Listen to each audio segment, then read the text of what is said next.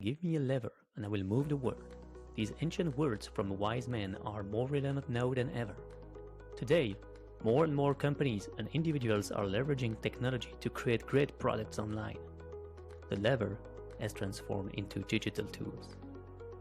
Hello, everyone, and welcome to Leverage, the show where we talk about building great products online. In this podcast, you will learn how to leverage product management, no code, and AI to innovate, make better decisions, stay relevant in your career, and grow your business as a company or as a solopreneur. From product managers to product builders and solopreneurs, and even beyond, you will learn from the best to achieve your own success. All right. Hello, everyone. Today we're going to talk about product strategy, product organization, and culture with Shannon Vitz. Am I pronouncing right? It's Bet. That's okay. Sorry, with No one Shannon. really knows. It's all right. Thanks for joining us, Shannon. So, Shannon, you are a product coach consultant. Can you maybe introduce yourself and explain us how you became a product coach and consultant and all the great titles I've seen on LinkedIn? Well, first, I want to thank you for having me. In your intro, you say learn from the best. I don't know if I'm the best, but I'm really glad to be here. So thanks for inviting me on. My journey starts way back in the US. I started in like 2002. I was, an engineer learning cold fusion, which I think was a technology before its time. And I was working as an engineer during college to, learn business. And I started to explore some other roles when I realized that I was a terrible coder. It wasn't Same. the best, so it was time to kind of try some other stuff. So I tried, UX design, program, products, and I realized that that was where my real passion was product and also in leadership and helping other people, which is what led me more to coaching. So that's kind of how I got here. And I realized I kept on over and over focusing on transformation. And that's how I was like, all right, maybe you should just try this full time for a while, see how that fits. Yeah, that's a good move actually. Because I've seen you mention product and engineering leadership. No, I understand the engineering part, of course. Um, and why did you move to product exactly? So I liked engineering. That was great fun. I really that love of creating. It's just so cool, right? Yeah, At the end of the you compile your code and like, oh my God, that worked. Such a that thrill. feeling when it. Yeah, that's magical. Yes. But I also kind of was in the early days Mhm. yet, and there was not a DEI movement, and I felt really, I guess, frustrated by the environment that I was in. Yeah. And I was ready to do something that was a little bit more diverse. And so I ended up moving into some other fields, which led me to product in that direction. But I really started doing focus on product because I was obsessed with like, why? Mm. Why this decision? Why this choice? Why are you going this direction? Why this strategy? And it was that question that made me realize that I wasn't fully satisfied being in the engineering realm because engineers look at how a lot more. And I wanted to answer that first question so much more. So that kind of made me make the shift. That's interesting. You mentioned DIE, DEI. What does that mean? I've never heard about that term. Diversity, equity, and inclusion is the acronym. Thanks for reminding me not to use Okay. acronyms. For me, that means basically creating a diverse environment. And I don't see diversity as just gender. I see it as a lot of different Mm. things. And when I build teams, I really focus on creating teams that are full of all kinds of different people. We've seen so much evidence, so many studies now that show that creates a higher level of performance and Mm. also in the product. So those are the environments that I really try and create. If I can't join them, I try and create them. Oh, okay. Now I understand better. All right. You've been deeply involved in product and engineering leadership. Can you share what initially drew you to this field and what keeps you passionate about it? So I think I started getting ants in my pants. Like I wanted to do leadership stuff because let's be honest, I disagreed with some of the choices. And I was like, oh, I would have done that differently. And I think that was very, very long time ago that I started to feel that itch and wanted to scratch it. And I was very naive and thought I knew a lot of things that I know I don't now. So I think it was just, youth and hubris and wanting to make different choices. I wanted to solve the harder problems. I love a good challenge, so those are the things that really kind of directed me towards those leadership opportunities or maybe kind of want to go after them. And I just think working in tech and product, there's so many sectors and so many fields and so many topics. I just think it's impossible to get bored. you just can't. There's too many things to get Exactly. excited by, and there's too many challenges to address. So getting bored is very, very hard. When it comes to, and that's what kind of pulled me into leadership. But then when I got there, I realized that like the Midwesterner in me, the Mm, American girl, is still very much alive. And mm, she just wants to help people. She wants people to feel good and yeah. to achieve their goals, and she wants to remove their barriers. And that girl in me was like, people, this is your Yeah. thing. I've seen that Um, on LinkedIn because you also are like kind of organizers of many yeah, yeah. events, right? So that I can feel it. It smells like that on the LinkedIn profile. Yeah. I do post a lot of content that I hear people talking about in those meetings. So like if someone's struggling, I'm like, okay, I'll do a top 5 on this. Or if there's like, a question that keeps coming up in our meets, I'll say like, okay, I'll do a thing on this, just watch. That's So nice. I'll either find some great content that someone else wrote, and I do love to promote good content. It's a social network, that's what it's for. And I also love to make connections for people. This person knows a lot about this. Hey, you two better meet, and inviting them both to the same events, that type of stuff. So, event Yeah. organization for me is just another avenue of bringing people together and sharing content and learning from the audience that I really want to connect with. I think that's the people side of product manager, right?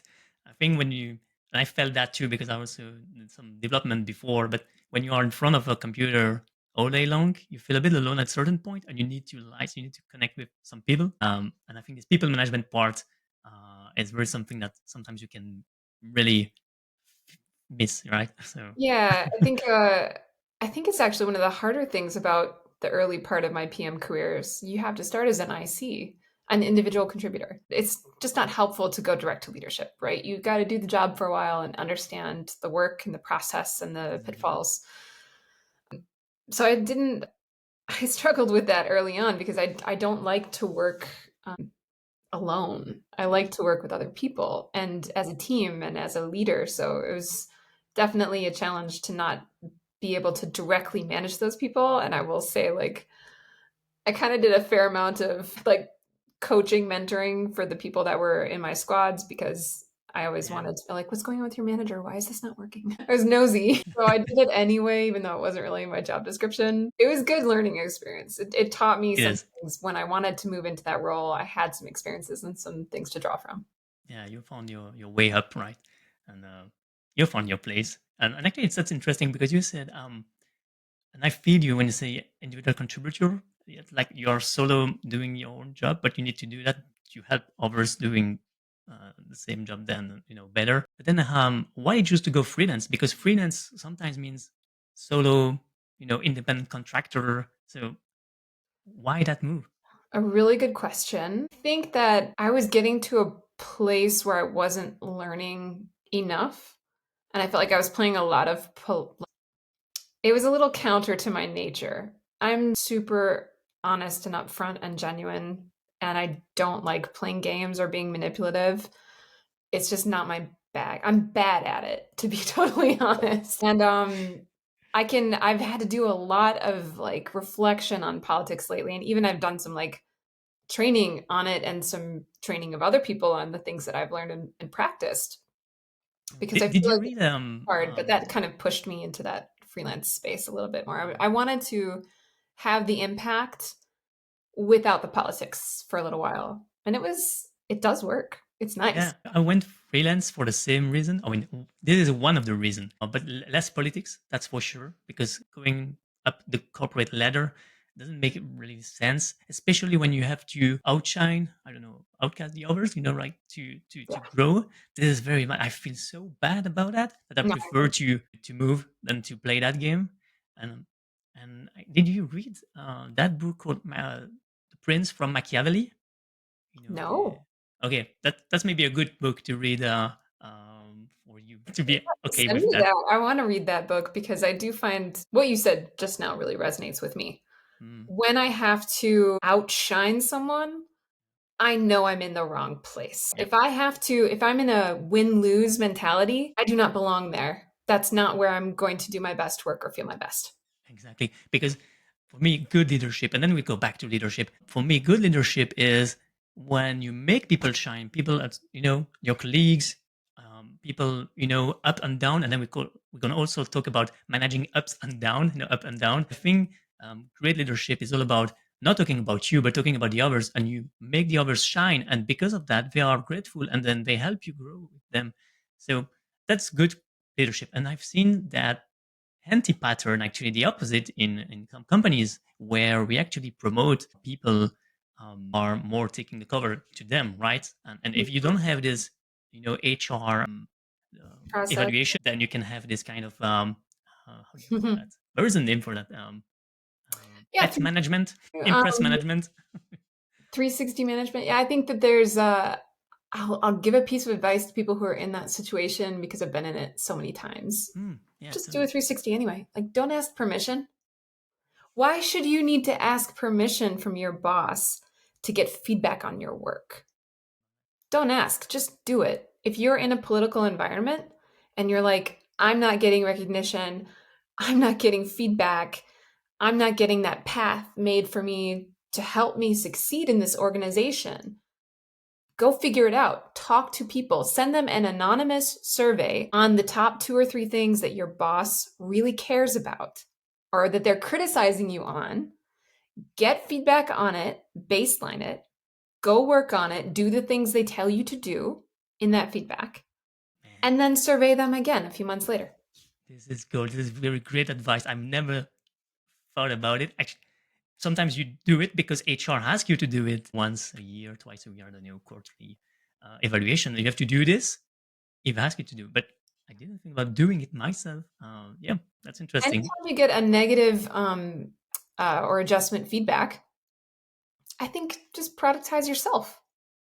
What's That's a what's good the point. baseline? What's the customer feedback? How do I innovate?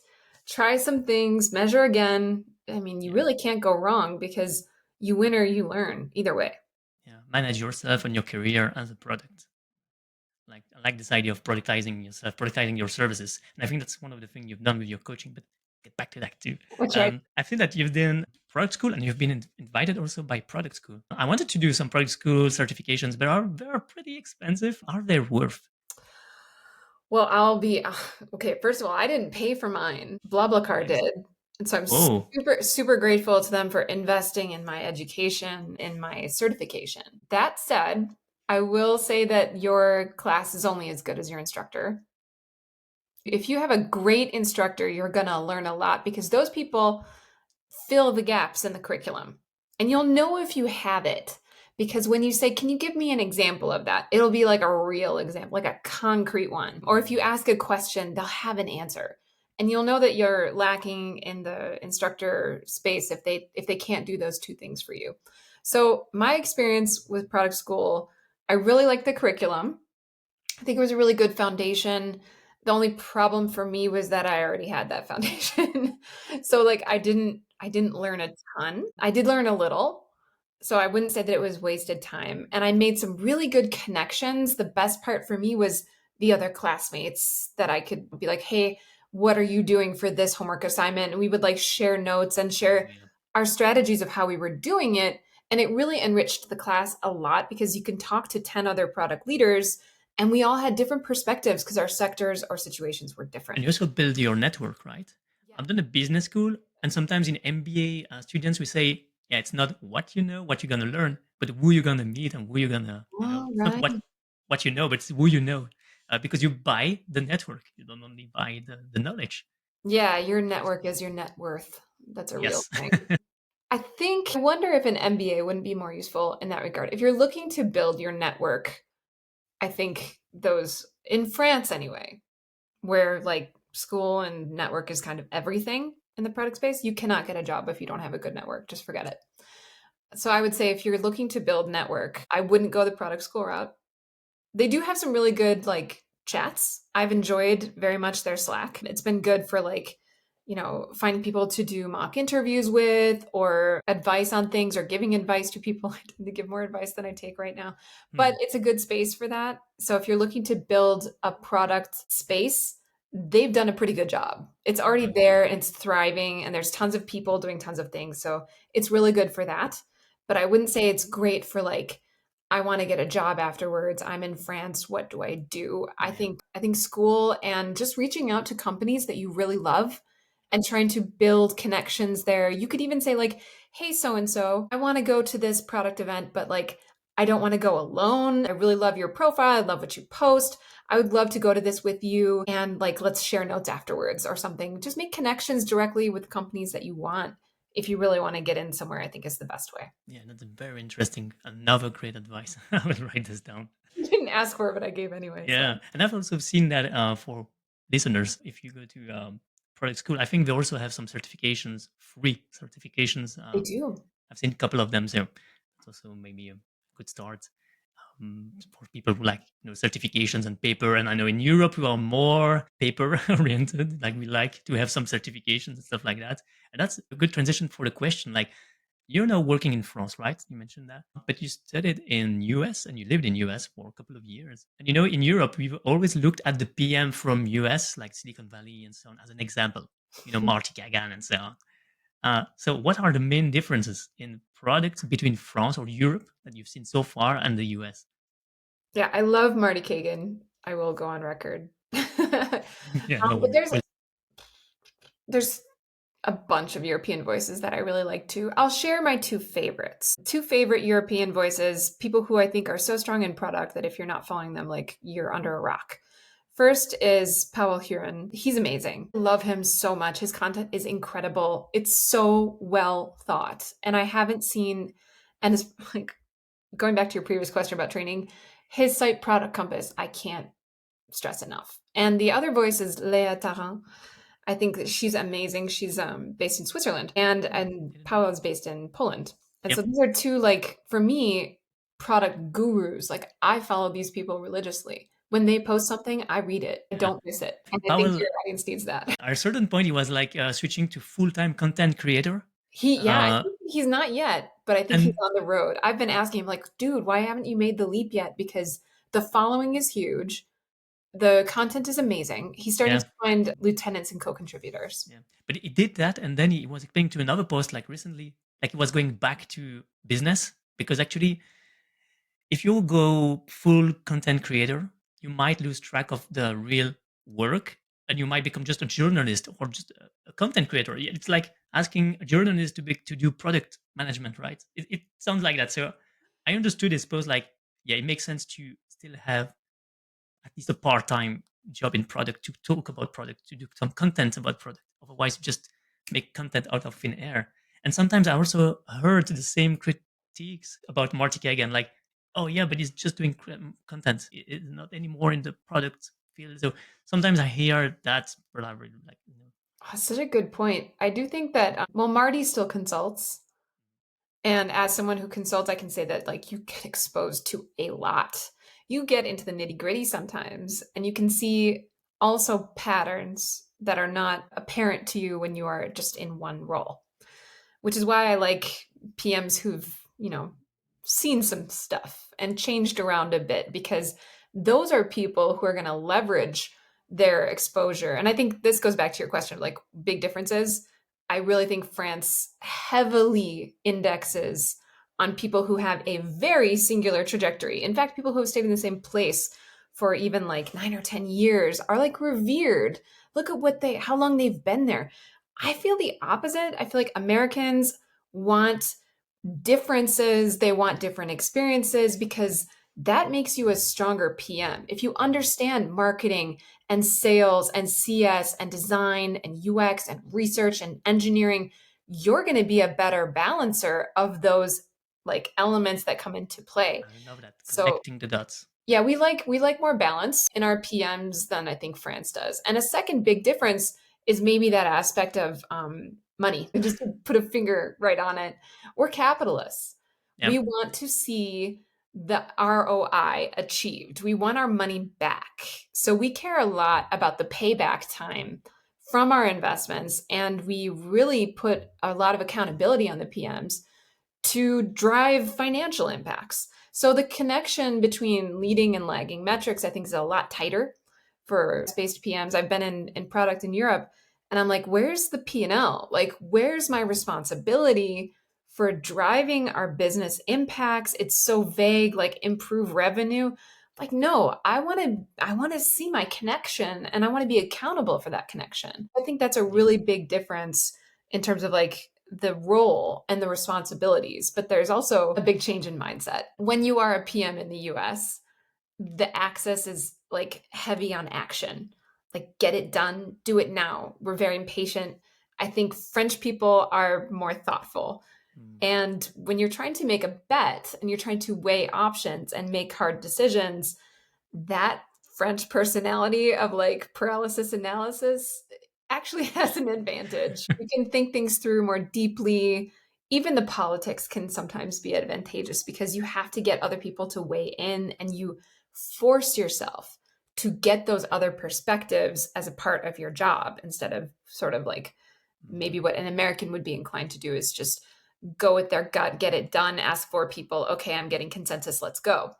I think French are more um, More, systematic yeah, they about are how they more. gather Can feedback. you take more information? Can you do some research to make sure that we confirm that point? Can you make again another research to make sure that the first research is okay? Yeah, I Yeah. understand. Double check or double check. Exactly. We can make sure that we're not going to make any mistakes. And mistakes actually is something that you are really, really afraid, actually. Sometimes you just go up by not making any mistakes. And I think there is like a saying, like, if you start tennis or a sport, you can easily win at, like tennis, like not making any mistakes because people are so bad that they're going to eliminate themselves. If you just do things without any mistake, you're going to go up. If you are in the pro league, like the professional, league, and you are competing, you cannot play the same game like not be doing any mistakes because you're gonna get smashed. So I think there's a certain level of experience, like entry level.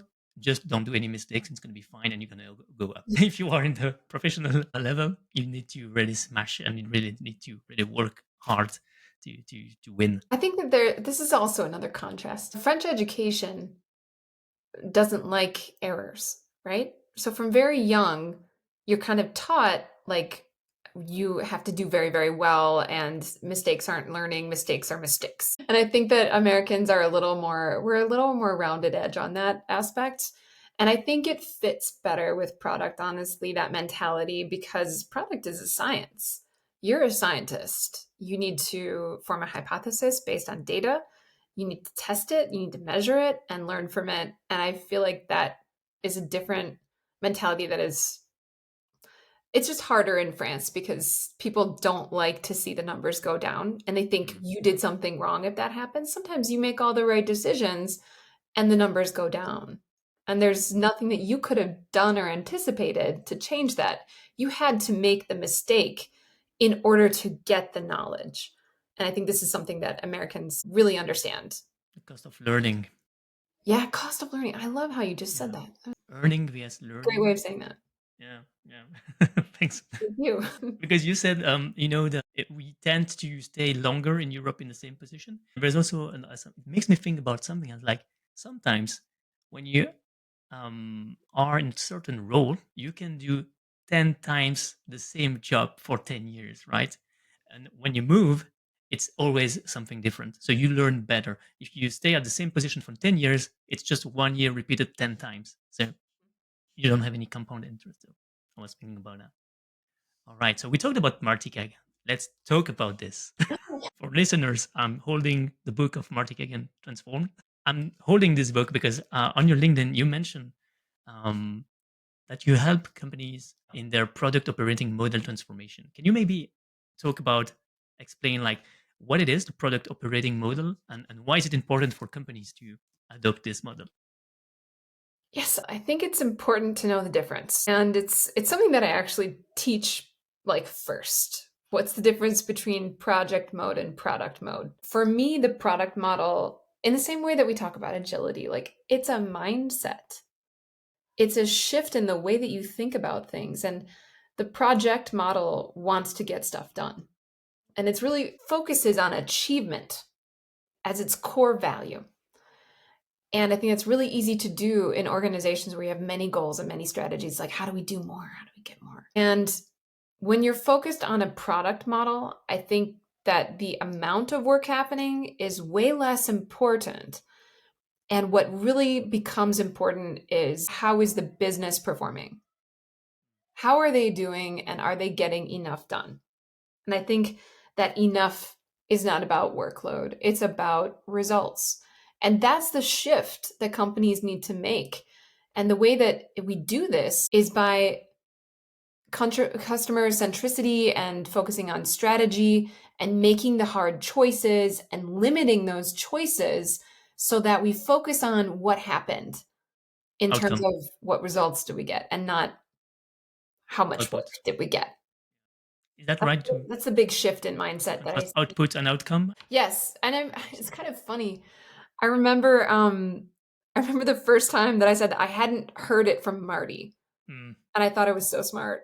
Little did I know, he thought of it like 15 years before. I was like, it's a difference between outputs and outcomes. Oh my God, that's such a great way of phrasing it. And then I'm like, yeah, Marty said that like 15 years ago. Good job, mm. Shannon. Great ideas are in all minds, right? So at certain Yeah. point, everybody has the same ideas, and like, oh, someone came up with, Eventually, we all come to the same conclusion. It's not about what happened, it's about how did it go.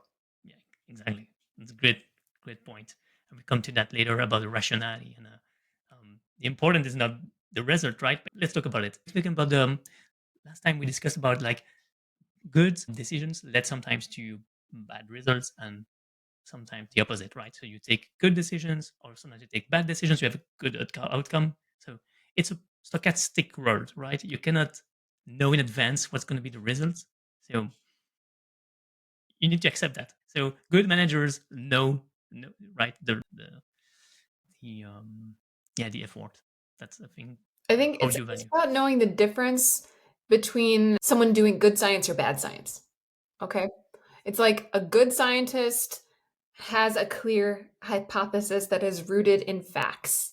They've done their homework. They've checked the math, right? And they're not just out there making bets willy-nilly, because I see people doing this. They're like, "Oh, we're going to make a bet. Look at how good at product we are. We're agile. We're making bets. We're testing things." If you're not making that bet coming from some level of product sense or product informed data, then you're just guessing. You're not actually doing the scientific portion of the product work. So I really try and make that clear with people who are like, I'm so good at product. Look at me make all these bets. Mm, I don't care if you're making bets. I care if you're intelligently making choices. mm. There's a difference. It's an art and a science, right? Hmm. Indeed. So we mentioned the difference between project based and product based. What are the common patterns you've noticed when companies want to move from project to product? Well, there's so many different things that I want to say in this question. There are a lot of patterns, let's put it this way. But one pattern I think is that a lot of people want to focus on process. And it reminds me a lot of myself, like early in my career. I was like, oh, we can change this process, we'll fix it. And a lot of like wiser leaders taught me that it wasn't just about the process, it was about the actual problem. And doing the process is like doing the work around the work. Good product people really want to focus on making real business change. And a lot of the time, it's hard because that means changing your strategy. And a lot of Mm. people don't like to change their strategy. So that's a Yeah. really common thing, is like, well, let's just change how much work we're doing. Let's try and get more work out of people or better work out of people, instead of like looking at a hard truth that I see literally every single time, which is you're doing too many strategies. You have too many objectives, you have too many projects. The WIP, work in progress, is too high, Mm. and you are reducing, in fact, the impact because you're spread so thin on so many Mm. things. If you want impact, reduce and focus and get the real impact that you seek, and then move on to the next impact. So that's a common thing that a lot of people really struggle with. And it also contributes to that achievement mindset of like, let's do more and more and more and more. And it puts pressure on teams and delivery people without actually solving the problem. So that's something I see really, really, really Let's often. keep people busy, right? So that make sure that everybody's we please the leadership. Say, oh, look at the Right. people; they're People are working not hard. sponges. You Yeah. can't just squeeze them harder and get more out of them in these cases. You have to maybe stop trying to have someone squeeze 10 sponges and squeeze one sponge until it's dry. and then you will get the impact. Now, I just made up that analogy on the spot, but like I find that it's people, leadership teams especially, tend to look at people in those ways. Like I can just push them harder and get more. And that's actually the opposite. It's counterintuitive, I know, but that's the opposite of what you need to be doing most of the time. Find fewer objectives and strategies. In fact, one strategy, row everyone's boat in the same direction, and you will see more impact that way. And I think that leaders want their cake and they want to eat it too. They want more work done with less cost and Mm, faster and higher quality and more value and better acquisition and better retention. And the answer is yeah, just pick one of those things and do it well. exactly. Because if you chase all those rabbits, you won't chase anyone. And actually, makes me think like, when you squeeze all the sponges, right? You can also increase the pressure, right? And people can feel overwhelmed, And so it we mentioned last time that the importance of creating a safe environment for teams, right? So how do you make sure that you're squeezing the sponge, but you make sure that people are there to squeeze the sponge, and it's not like only on one guy or one sponge, that you squeeze, and all the pressure is on that guy. How do you balance the pressure to make sure that you can? The efficient squeeze scenario, I think, comes from knowing urgency. I think this is the problem. This is the crux of the problem of a lot of leaders. They don't know why something has to happen right now. And so I try to like coach them through their reasoning. Okay, why do we have to focus on acquisition and retention? Give me the reasoning behind it. One thing usually ends up being more urgent than the other, kind of inevitably. And so then we kind of zoom in on that. Okay, what would happen if we just focused on acquisition right now? What would happen to retention? Okay, inversely, what would happen if we just focused on retention right now? What would happen to retention or to acquisition? What if we just focused on revenue gain and we didn't worry about how we did it at all? There was no strategy behind it, which is Mm, usually really bad strategy, by the way. But so many leaders do it. Just raise revenue. It's not a strategy. It's not a choice at all. It's an outcome. yes. So people conflate even what strategy is a lot of the time. So it's about why now and how do you push them with the right questions to think through that process so that they can find their why. And when they find their why, they will get to the challenge. When they get to the challenge, they will get to the strategy. So it's a process of kind of leading them there. Product vision, and then you escalate the. Vision, aspiration is important. Always start with aspiration. That's great. But when you get to the next step of strategy, it's to solve a problem. And this is what's hard for leaders. When you have too many problem spaces going on at once, you have no strategy. Strategy is about coordinating and choosing. So the critical discussion, the hard conversation is which problem are you going to worry about the most? Mm, And that's how you get them to like pick a strategic approach yep. that aligns to their aspiration, because nobody's aspiration is so like refined that you can just be like, oh, well, that's the strategy that we need to do with that. It's usually a little bit bigger picture, it's farther out. So there's a lot of different ways that you can get there. And a lot of leaders make the mistake of doing too many to try and get there instead of picking the one that really matters right now and having a vision for where they want to go Mm, in the next couple of horizons, the right now, the soon, and the what if we sort of phases of their product life cycle. yeah. The no, then later. Yeah. It's also a big topic in the roadmap. Yep. Now next later is a very good way to lead that conversation and drive people in that direction. I'm a big fan of that Yeah, roadmap style now. good too. Like it too. Do you have any tips to foster safe environment?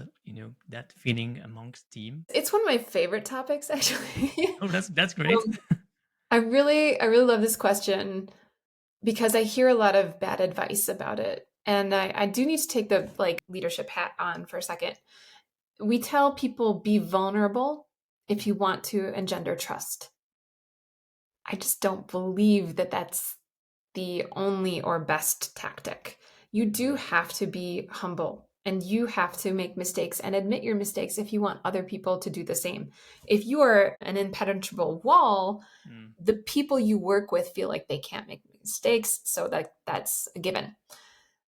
But I do think that there are three components to building a safe environment, which is different than having an environment where you can be vulnerable. Safety for me is about empathy, it's about transparency, and it's about objectivity and maybe even empowerment, but I guess you could roll that under empathy. So you have to care a lot. If you are a leader and you don't show your team, the people that you're responsible for, that you care about their problems, what they think, their challenges, their personal situations, then you're sending a message, I only need you for the work that you can turn out. And that doesn't make Mm. someone feel like they can be safe. They're going to feel like they need to always be the uber performer, which leads to burnout, like inevitably. So you have Very to ask, transactional relationship. yeah. And the way that I do that is actually in my one-to-ones quite a lot. I like to do the 4 H's, home and health. Like, how are you feeling? How are you doing outside of your job? Is there anything that's going to impact your work right now that I should know about? Find me a better way to show someone that you care about them holistically than to ask them, is there anything outside of work that could be impacting you right now? And then the second 2 H's are happiness and happenings. So, like, what's happening in your job? So, I care about you as a person, is the first part. And I care about your career and your work and what's going on with you, is the second part. And Mm. you talk about happiness because it's not just about what's going on, what are they doing? How are they feeling in that job is a big part of that psychological Yeah. safety. If you're doing a great job, but you feel like crap, something has to change. So there's that sort of H's part that I talk about. And we try to solve at least one problem that they express really quickly in that process. So I do this kind of from the very start. I try Nice. and like talk to them about obviously Hmm. what they're doing and how it's going, but like we talk about the full picture and what can we solve right now. And I do think transparency and objectivity go very much hand in hand. Transparency in where's the business going? I'm empowering them with information. I'm giving them the playbook for how their job will be evaluated. And I don't hide that information. I hate management that doesn't tell you how you can succeed. I think that's a really big mistake. They just want Yeah. to see what you can do. And I think your job is to tell them what they need to know in your eyes to be successful. Mm. So you have to bridge that knowledge gap as a part of being fair and, equitable leader. Giving them the right information and giving them the right path is a big part of that. And it's not just about, saying this is your career progression. It's like, here are the skills I expect you to master to this level within this role before you can move to this next level. It's giving them that way of getting there, the runway, and helping them through that process is a big part of it. And another area where I think a lot of leaders fall short is in not fostering the reputation of those people. If you want the trust of your teams, be their advocate. Mm. Help them map the politics, talk to people, make connections, and build their reputation in the circles that they're not in. And you will win the most loyalty and also have the most success because those people are highly motivated. They That's know very someone's interesting. sponsoring them and is in their corner, Yeah. and they're going to give you everything they got. They might Yeah, not because always succeed, exactly. but it makes for a better chance. Yeah, leaders take punches from the team, right? They protect them. You like, when you have a manager on the battlefield, like protecting the team is like, yeah, let's do this for him, let's fight for the guy. He believes in us, and we believe in him, right? So it's very interesting to have this as a manager. So if I just recap this, so you have empathy, transparency, and objectivity, right? Yes, And objectivity, I didn't mention that one actually. Allowing them to fail and actually, as a leader, like praising the failure, oh yeah. like giving them the chance to do something for the first time. Maybe that is your job to say to the other leaders in the room, it's their first time. We don't know if this will work, but Yeah, we're a company that allows people to learn and grow. So nice. I know I can trust you will not judge them for their Yeah, first time doing this. And I've got their back. If there's a problem, I will help them solve it. Sometimes perfect. you have to set them up in case they fail so their reputation is not smashed. Failure is an option, right?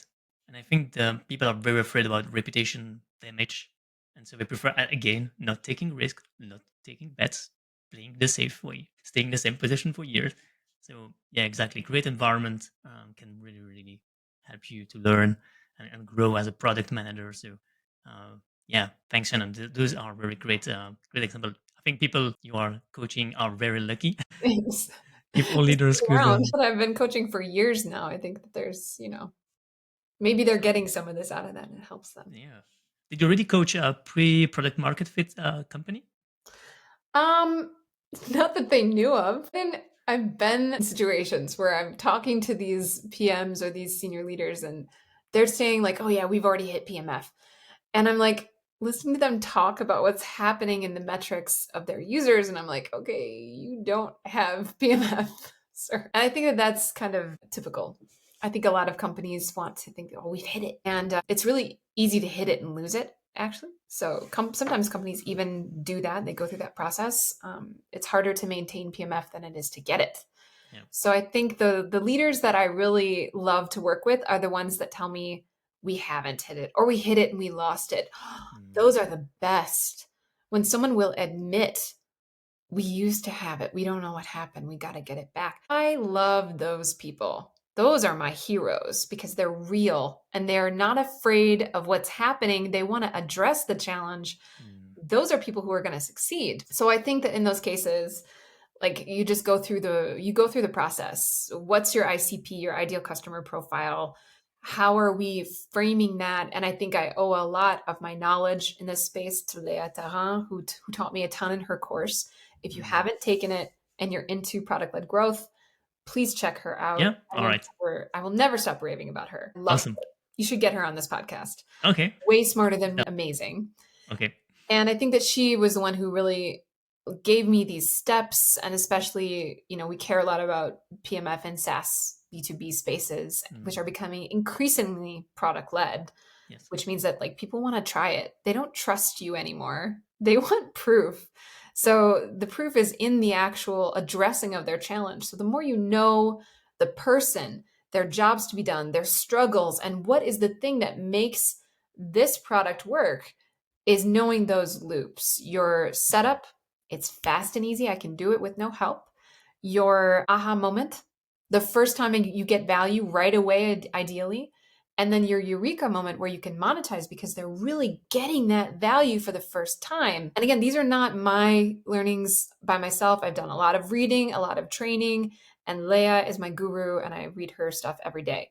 So I think that those are the people and the things that have influenced this approach. But when I'm coaching pre PMF, we generally try and say, like, okay, focus on one ICP, focus on one strategy, focus on one key objective, and really get it down to how do I find my passion players in that space that I want to win in.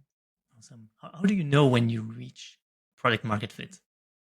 Is it a It metric? Is it? depends. It depends on your product and your system. In product led, it's organic growth.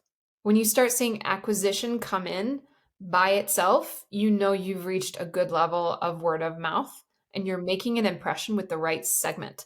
And when your retention also shows a really good maintaining of the people who have joined and you don't have a huge churn or a leaky bucket issue, if you have organic growth and good retention, revenue will obviously follow. But those are the things, those are the indicators that I look at in like a very general answer. I mean, you should Mm, always try and be specific in your product and look for behaviors that are leading indicators that lead to those things. But the general answer is organic growth. Rule of 40 goes to like 2D, 3D, 2T, 3D. So really? triple twice, then double double in terms of your growth. And if you're seeing that, like that's a really good trajectory for knowing if your product is in the right track. So there are like industry standards that you can look at to know if you have Awesome. hit PMF as well as in your actual product and the behavior loops that you're trying to grow. It's Mm, always incremental in terms of PLG. So you yep. start with a setup. When your setup takes like zero time, if it's super fast, you've hit some feature fit. When you've hit a fast aha moment, that's a second habit loop. People are very immediately getting value. Now you know you've hit the second milestone and the third milestone. People are actually converting and signing up. And you can see that happening without you having to do a ton of marketing or a ton of like work to get those people in through sales teams. and your sales team is in kind of easy mode where you Mm. can product led sales it and your sales team goes in that monetized moment and closes the deal, that's when you know you've Exactly. hit some good product market Yeah. fit, in my opinion. Did you read the book about product-led growth from Wes Bush? Is it the No, I name? haven't. Not yet, but it's in my Yeah. Kindle. It's I think soon to be read. I think the guy coined the term product-led growth. I think he's one of the first guys who mentioned that, but I'm I don't not even sure about that. know. Should I don't check. know who coined it, but they're smart. Yeah, yeah, Wes Bush. I was also reading some growth hacking good tools because I like to, link the frontier between product and marketing. And sometimes you have like viral loops and stuff like that. How do you make sure that you make your product go viral? Very interesting to go at the frontier of your, not industry, but I would say, role to understand what happens in marketing, what happens in engineering. So connecting the dots, as we said. So Yeah. product, This is also why we're seeing growth PMs take a huge upswing. yes, yes, And exactly. Lenny's podcast recently posted about this. I think it's a great article. If you haven't seen it yet, go check it out. We're August in 2024. Go find it. But he recently said that growth PMs are in their highest uptick ever. And I find it's so evident to me that is not happening yet in Europe. No, we are really like trying to go there, and I wanted to like do some boot camp about growth product management. There's one chance out of 100 that you have a role as a growth product manager here. So I like, okay, maybe in 2 years, maybe in 5 years, I already have some books about that, but not for tomorrow, unfortunately. But growth product managers are great. And there's also this product marketing manager role. I don't see them a lot here, but sometimes you can feel it because at previous job, I was doing actually PMM job, but the role was product management. But when you talk about adoption, product adoption, and stuff like that, it's more PMM stuff. So sometimes you have to use to scratch and understand what's beyond the title, what's the meaning, what's in the title. So yeah, same with product owners and product managers. All this Well, the scaling debate. Okay, functions, we could do a whole other podcast on scaling functions. yes, But I will say this about like the trend that I see right now. Product led growth is becoming more the path with B2B SaaS, which is becoming more prevalent in product roles. And growth is the motor that gets that going. The growth is the group that helps you get the acquisition, and so it helps you move forward into your PLG strategies. So that's the way that you can sort of see those two things growing together. And product market work, I think, is super important to defining the things that help you make your SaaS strategy. So I think that's why that's growing. And the things like PO and like program and other supporting scaling functions are becoming less critical because we're so focused on a different like trajectory right now in terms of product. yeah, and being less critical is also a lot in the culture, right? We discussed a lot about strategy so far, but there's the whole this old saying, right? Maybe you know it. Culture, it's strategy for breakfast, right? And I think if you have like great culture, then you might have a good strategy. But it's worthless to have like a great strategy if you don't have like the culture that goes with it. So talking about culture, when you audit a company culture, what do you pay attention to? What do I pay attention to in company culture?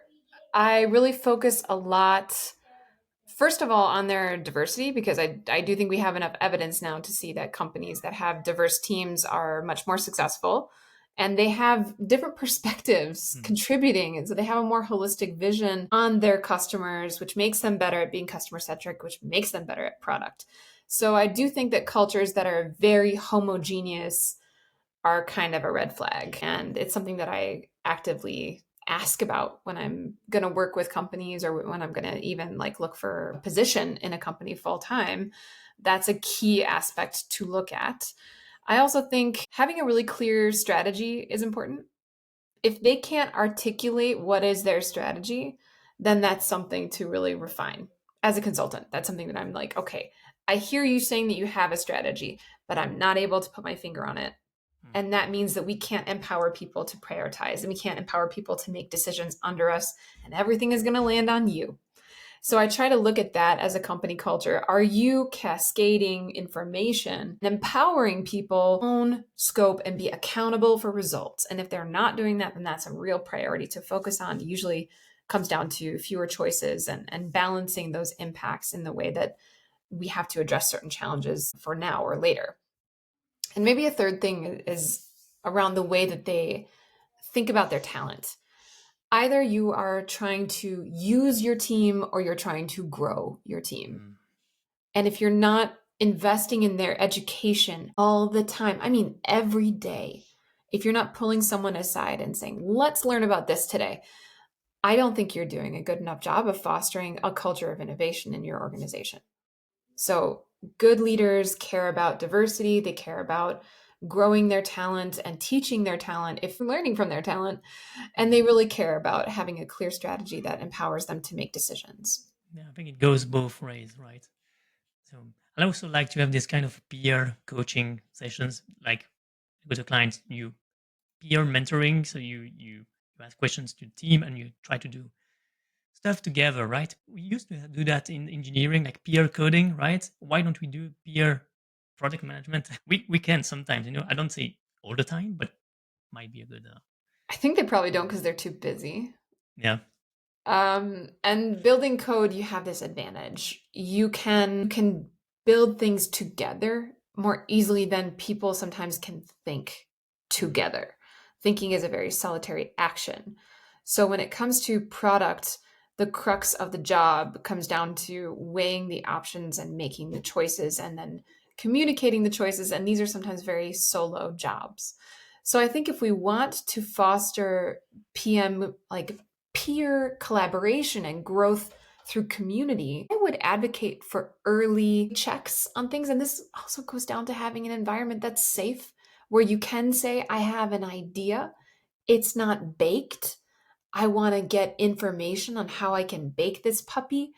And that requires leadership that accepts failure and accepts ideas and not just fully fleshed out 5 pagers with all the solutions and all the opportunities that you're not doing and why. And like, you have to let people come at you with half baked stuff if you want to engender peer review. And there's a way to do that. And Matt LeMay shares it. It's the 1 pager, 1 hour 1 pager. I think you can find it. Google it. It's online. Great resource for early stage idea vetting. And this is a way that PMs can get on each other's page in terms of, well, you're going in that direction, which is also really critical. If you want them working together, they need to work together. So give them the opportunity to vet their ideas, dependencies, risks, opportunities, get them talking as a team, and you will see them group their focus a lot better. So the 1 hour 1 pager, I think, is what it's called, and is a great tool for early stage idea vetting and collaboration. All right. I'll put the link in the description. Thanks. Um, I've seen that you've done a lot of positions, right? PM roles, director, head of, VP. Can you maybe explain the main difference between all those product positions in your career and explain the difference between them? Well, I mean, I've worked in different sectors, in different types of businesses, like B2B, B2C, B2E. I've worked at different levels and different roles. So let's talk about maybe product specifically. People ask me this a lot. And I did a Yeah. post recently on like difference between product and program and project and whatever. And so people can find that on my LinkedIn. But when it comes to just like product itself, I think PMs care deeply about users and behaviors. And they're looking to discover their deepest challenges and desires. And I think that directors care about coordinating and balancing impacts and helping people see their blind spots and making that information generalized and accessible around like what matters right now and why it matters right now. And I think VP and CPO are on a different wavelength than those two groups. I think the first two groups are very much like right now, near future groups. Yeah. And I feel like VP and CPO, you're getting to like McKinsey territory.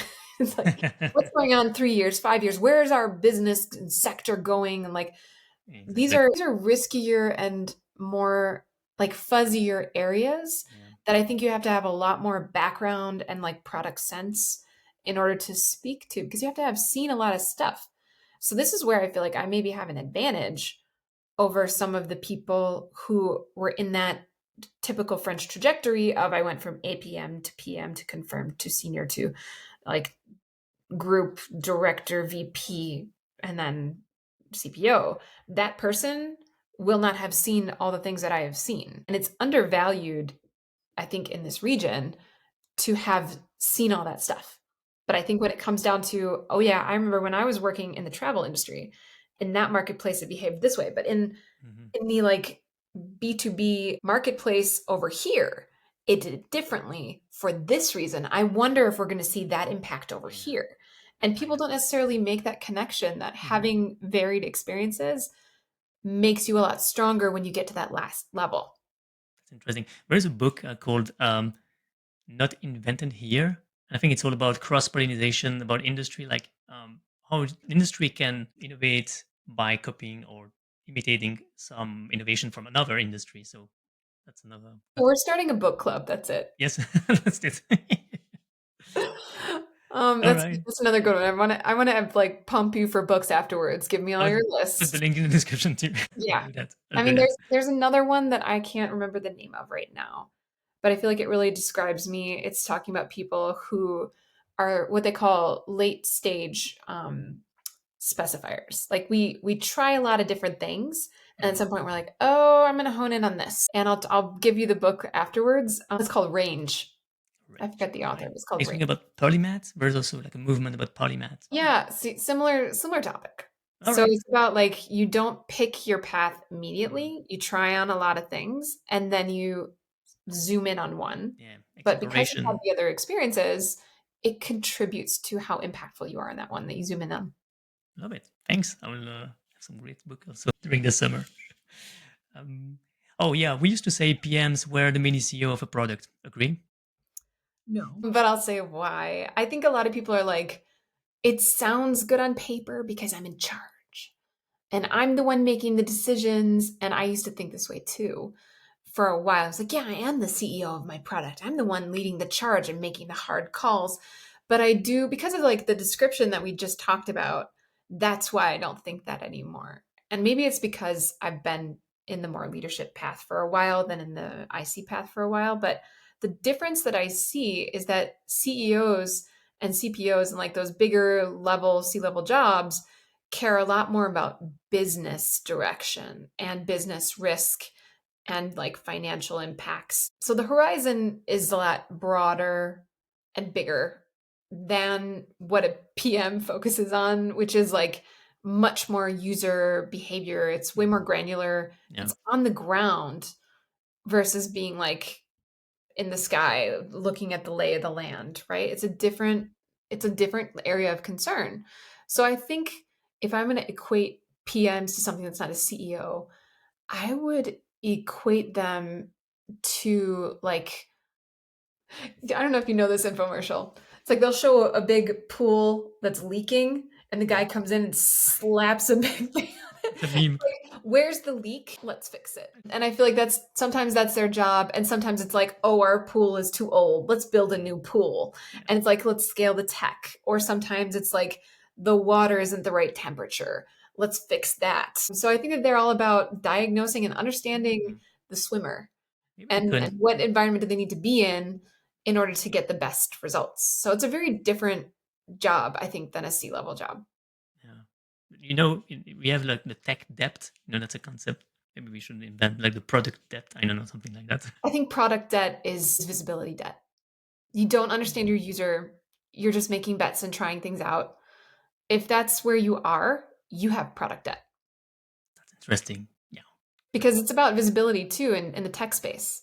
A Yeah. big part of why tech debt is painful is because we don't understand how we're building. How did it get here? What's this spaghetti code? Maybe scalability is the other one. Maybe the tech debt version of scalability issues is we can't do it fast enough or far enough to meet the customer need.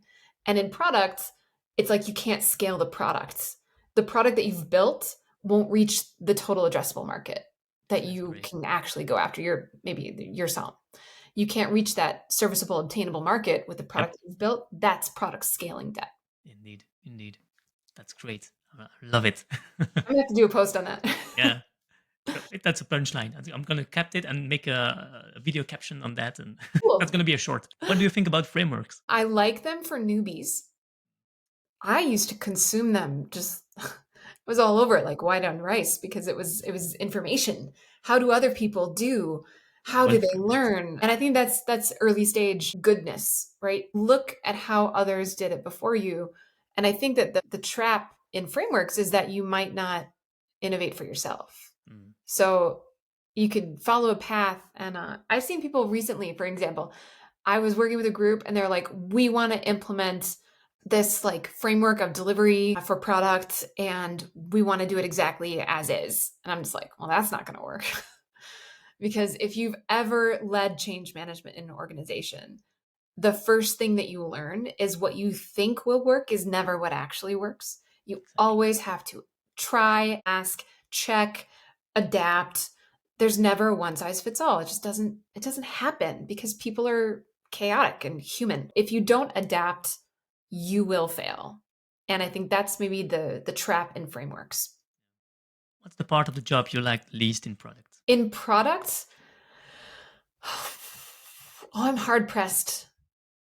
It's hard to pick something I don't like because I like so much of it. Maybe I don't like it when I'm in feature teams. When the organization segments a user value experience into little bits, I feel very frustrated because I'm like, especially if you're in the middle, that's the worst place to be. Or if you're at the very end, if you're at the beginning, you kind of get the good part of it because you're like early stage. I can control kind of where things are coming in, how things are going. But if you're in Mm, the middle, that's kind of the worst because you depend on the people before you to lead up correctly and you depend on the people after you to connect to you properly. And if either one of those falls down, you're screwed. And it's the same at the end. If everybody else screws up before you, like what can you do? So feature teams on a flow is like maybe the worst situation that I see a lot here yeah. actually. Oh, yeah. Yeah. Um, we love to segment the flow. I don't know why. It's not the best experience for users and it segments people's goals and strategies and makes them hurt each other essentially. So I hate that. As a consultant working in products, it's maybe not getting to do enough follow up. And I always ping my customers like, hey, how's that going? Hey, what are you doing with this? What was the result of that thing we worked on? And I really want to know. And so I push them to measure a lot so that even I can like put something in my calendar 3 months Mm, later. Make sure you check in with Jim Bob or, Kevin on this thing and make sure that they did that thing so that I can know like what happened. Again, being obsessed with like that's the great. why and the results. It's like even in consulting, I can't avoid it. Yeah. But it's hard when you don't get that answer. It's super frustrating. You're like, well, good luck. Or maybe when they We're don't, passionate. yeah, if We they want to don't know. follow your advice, you're like, oh, you have 9 objectives. Can you make that two? And they don't. You're like, no, Yeah, that's very frustrating. I good think that's luck. the part of the coaching when we have a coach that tells you, okay, you have to do 10 reps or do this, Yeah. and then we check up in 1 week, and then we'll see and the guy didn't do the homework, and you're like, oh, this is frustrating. So next question, actually, how do you differentiate, sorry, between coaching and mentoring, and when do you think each approach is most effective? So I have a really specific definition of coaching and mentoring. I think mentoring is I'll show you how. And you do that when they express that they don't know how. You do like flip flop, coach, mentor, coach. And coaching is I'll ask you how. So first I will start as a coach, always start there. Do you know how to do this or that? Or how would you do this? If they say, I don't know how, then the mentor hat goes on. Okay, well, let's do it together. And my delegation process is pretty set too. It's like 3 things. I'll do it, you watch, you do it, I watch, you do it, tell me how it goes. That's it. I've heard of like the 7 levels of delegation and all this stuff, and Mm, I hate it. I think it is so overly complicated and bloated. It's just a framework for a framework. keep it Either simple. they know how and they can tell you how it works, or they need to see it once, do it once, and then they can do it on their own Yeah. and you just check on them. But I think that that's really the only way to do the mentoring part is like, okay, let me give you an example, or let me walk you through this process, or let Mm, me try it and you can shadow while I do it, or something. But you have to give them the learning opportunity in there if they don't know, you can't just be like, oh, try it and see. That doesn't generally give them what they need. Yeah, sometimes you need this trust a bit the guy. Yeah, trust is a very fundamental element, right? Yeah. So, talking about trust, what are your top strategies for developing trust within cross-functional teams? So, since I've worked in engineering as a leader and I Hmm. haven't been an engineer for a very long time, that was like a key question that I had. Even relevant, like, will they trust me? So the way that I was able to develop the trust in that type of leadership coaching role was by trying to deeply understand their challenge and their role. Hmm. And when you can do that, you say like, I think your problem is this, is that right? And you check it with them and they say yes to you, for me, that's a win in the trust category because then something clicks in their mind. They're like, she gets it. And product is a lot easier for me. I don't struggle with that as much because diagnosis is usually pretty easy in product. But technical things tend to have a lot of hairiness about them.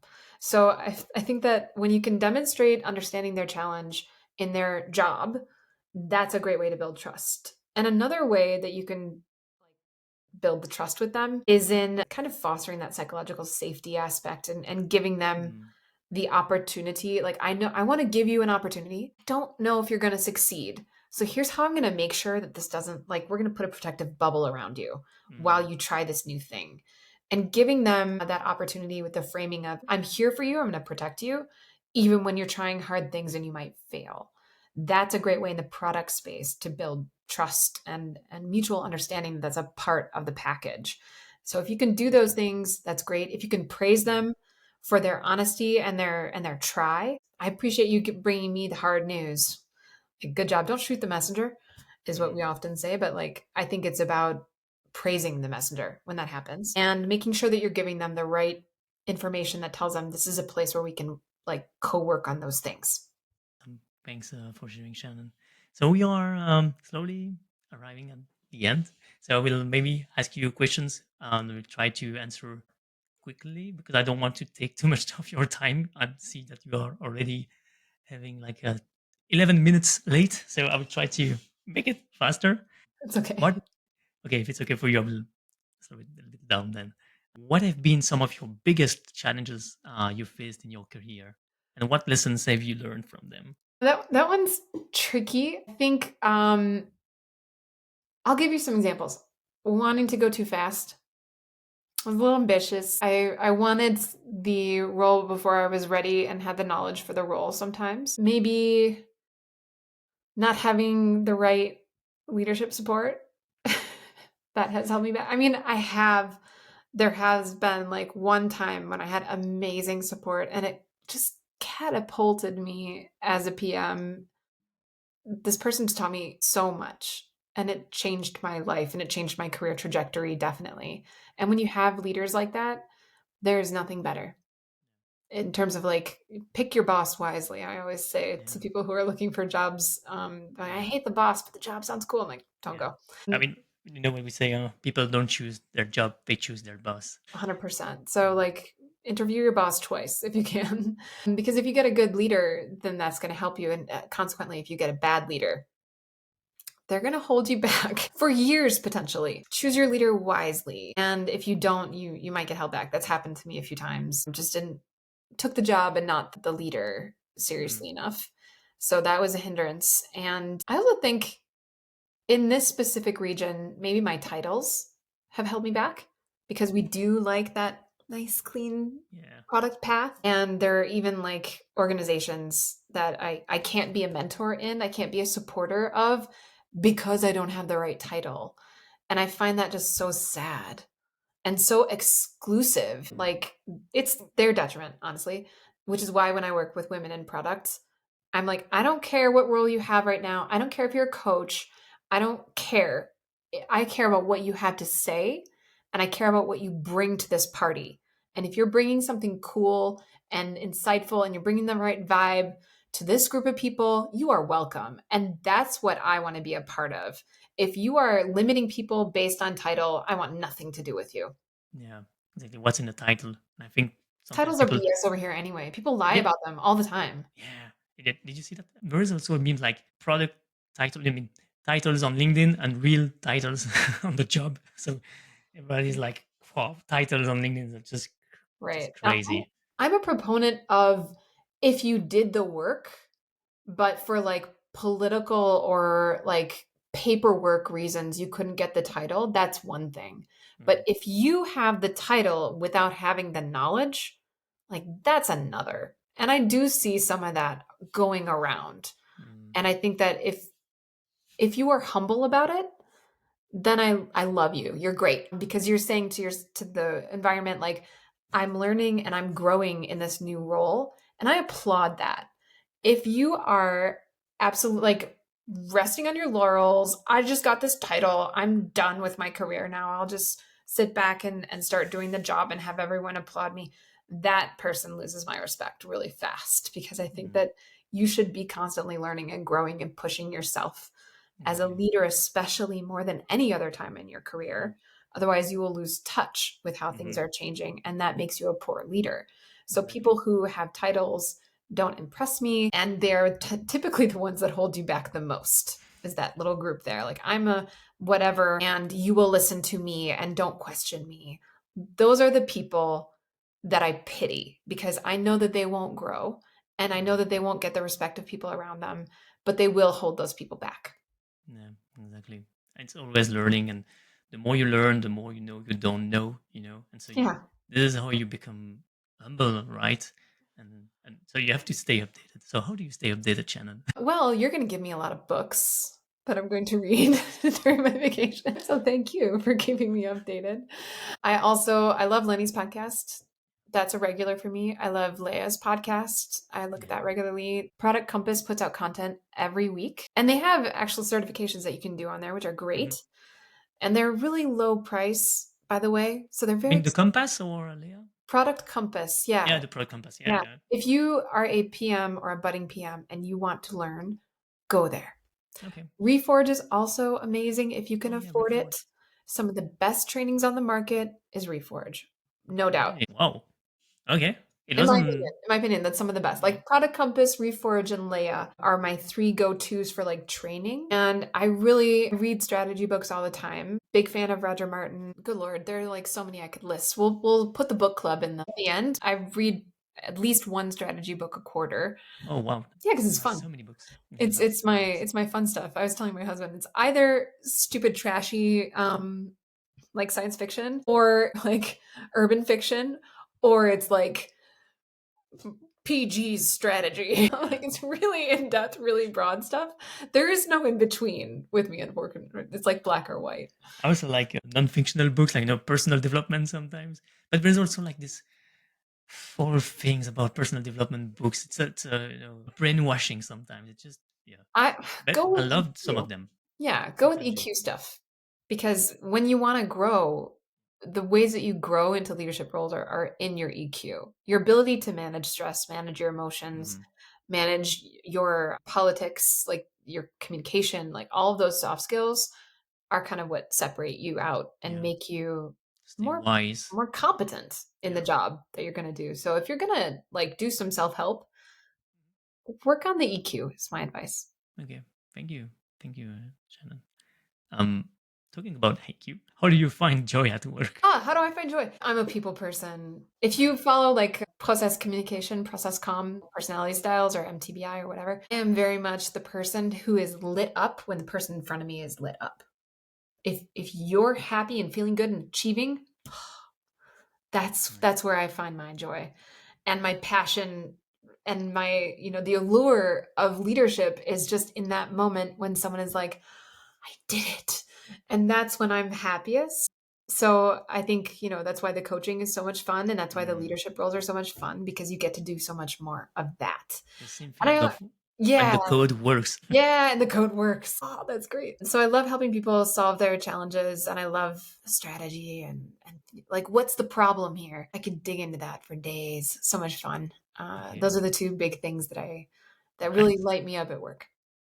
All right. Let's go to the last questions. Couple of them. So very quick answers. What trends do you see shaping the future of product strategy and management? Interesting question. Product strategy and management. So I mentioned before, B2B SaaS is heavily leaning towards PLG because people have lost trust. They won't invest until they are invested, right? So there's something about that that I think is trending hard for several years now, and like France needs to get on the bandwagon. Study PLG, people. It's your future. If you haven't heard of it, you haven't learned about it, you're like as behind as if you weren't doing AI. And I've AI is been, another big trend, but I think there's like 10 million people talking about AI, and it's starting to become like a echo chamber. So yeah, I will just say, start dabbling before you become obsolete, and be thinking about how to optimize experience and bring real value and not just try something for fun. That whole AI sprinkle that my friend Nico Knoll was talking about. I love how he says it. So, and that's really what it feels like sometimes. It's definitely like the big thing for the near future. Learning yeah, about AI is important. The different types. I think that there's some really good training on LinkedIn Learning for that. I've done a okay. couple certifications, really liked them, and they talk about the different ways that you can do it, and that's, I think, the distinction that Mm, PMs need to start digging into is understanding the different types and how do they work and what are their benefits and what are they used for. That's the work that we need to be doing in the product community right now because that's our future for sure. I also think for engineers, like there's gonna be, I want to say, a reckoning. Ooh, wow. reckoning. Ooh, Yeah, I think there's going to be a reckoning for the okay. engineering crowd. Your job is going to change. You're not going to write code so much anymore, my friends. Yeah, You're going to that's true. be leveraging strategies for code. Yeah, yeah. If you see the no-code movement, the AI Yeah, movements, you can feel that the delivery part, the build part, is going the barrier are going down and down and down. So it's going to be cheaper and cheaper to write code to build. So the key it's going to be on architecture, yeah. according to me, or on strategy, product strategy. So Mhm. we don't want any coders. So yeah. So index heavy on architecture, index heavy on faster, more lean, more scalable strategies for those no code, low Yeah. code solutions that you're building. That's Mm, definitely a big trend. And on leadership, leadership is tough because it really depends on the environment that you're in. But yeah. I do think that let's talk about Gen Z for a second, if I may. Interesting. Sure, sure, sure. It's up to you. I don't want to take too No, much of your time. That's why I try I'm to. taking Yeah. so much time, but it's so much fun. Gen Zs are flipping the script on leadership. Mm, mm, You're not in control anymore. I don't like this job. I'm going to leave. And you're going to have to deal with that. What? Shake up. So I do think, like, leadership wise, thank you, young people, for your bravery, not putting up with any more BS. that's Because, true. like, I will be the first to say, as a manager, I love Gen Zers because they're going to do a great job in changing the environments, these political Mm, environments that we're in. They're going to break the mold. yeah. And I think that that's a trend that's starting to emerge. And we're starting to see it in the way that we criticize those younger workforces Yeah. and we don't appreciate what they're doing for us. Actually, you can also see that in the freelancing movement. You have more and more freelancers because nobody wants to be attached, and they're like, "Oh, you know what? I want K a year, which is and of course, I won't finish the year, so I don't care." It's very like, yeah, as you said, no bullshit. Tolerance of bad bosses is like, it's done. The Yeah, time of when you could be a crappy boss is over. You have to become a leader who cares and yeah. a leader who invests and who, And you I do know, think that the next generation of leaders would be leaders with not great mind but great heart, because knowledge will be very fast. Everybody's going to be an expert in few months because of AI and stuff like that. So I hope that we're going to have more leaders with high EQ, and with more like we said, transparency and stuff like that. More, coach. I wanted to ask you, like, did you ever take your plus one or your manager as a coach, and sometimes you speak to him? I did coaching, yeah, and I did that for a moment. Like I was talking to my manager, like I was talking to my coach. What do you think about that? Is it a good practice? absolutely. Applaud your efforts in doing that. You're ahead of the curve. I think a lot of people don't dare, but you should. Mm, If you're working with a leader, and I encourage this in my own teams too, if someone has knowledge on an area that I don't, and that happens, the further up you go, the less connected you are to the weeds that they're in. So it's your responsibility as the IC working with a leader who's maybe not knowledgeable to bring them up to speed on what is your work and why does it matter, and how do you encourage them to advocate for you in the best way. It's actually really great practice. And Mm, I think, conversely, if you're dealing with a leader who's not interested in your work and who doesn't want to support you and who won't lead you in the right direction, then you're going to have to self advocate and like, I need you to talk about this, please, so that I can get my work done, or I can make this next shift in my career. And you can't be afraid to ask your leadership to do their job if they're not, but you have to do it like in a way that doesn't make them insecure. And that's that's true. that's tricky. Yeah, managing up insecurities. And I think that sometimes you also have like this big mouth. We talked about that also on LinkedIn. And I think this kind of behavior, I don't like to say people because I don't want to blame the person or the people. I like to blame behaviors, like you don't need to adapt those behaviors. So Yes, don't those attack the kind, person. um, exactly. Question the behavior and its roots. Where's that Yeah. coming from? I don't know. I have to check that. But yeah, it's all about insecurities. And when you see someone trying to hurt you, I was reading this book, Hassle, a Theory, because we should have more. Again, I need to read this book. Yeah, this one is really good. Why do we have assholes, and why do we allow assholes to be assholes? And we should have anti-assholes management to avoid politics in organizations. And I do think that next leader should read that. And I think, um, yeah, we need to have great heart managing philosophers, more those guys as the CEOs. So we'll see in the future. But I do believe that with AI and so on, it's going to be a hard time also for junior product managers, beginners, because the barriers are going to be higher and higher. So, what advice would you give to aspiring product managers who want to make an impact in their industry or in their career? In their career where AI is starting to take shape, I think, well, for right now, I don't think that there's any real danger. I mean, even in like very basic questions that I ask AI as a product manager, like I get crap. It's not doing my job at all. And it's especially bad at strategy. I mean, it's real bad right now. And I'm sorry for the future AI sentient beings listening to this. Maybe you'll change. But I think for right now, it's just not doing it. So I think it's about understanding the potential and trying to stay on top of it in terms of what could we do so that you can at least be aware enough to try things. And don't worry about AI stealing your job. It's just going to help you do it faster. In some cases, the communication will be a lot smoother. I find that that's a great boon for new PMs, is like, help me structure this user story, help me structure my prioritization criteria, help me Mm. structure my backlog. There's lots of things that you can do that will be facilitated by this extra analytical brain. And it's, don't be afraid of it. It's a tool that you can use that will really help you. And I think it's helped a lot of people. So educate yourself about its potential and don't be scared. Where are you in 5 years, and what do you do? Oh God, in 5 years. Man, I don't want to guess. I just want to be led there. No, I'm just kidding. I always tell my mentees, like, have a career strategy, have a career path. I think I might be on a CEO trajectory. And that's maybe because I tend to want to stick my hands in all the honeypots. As much as I love products, I really love like worrying about sales and marketing and Yeah. CS. CS is near and dear to me. Engineering is huge for me. I really love engineers. I really love engineering. So like to be segmented from that would like be hard for me.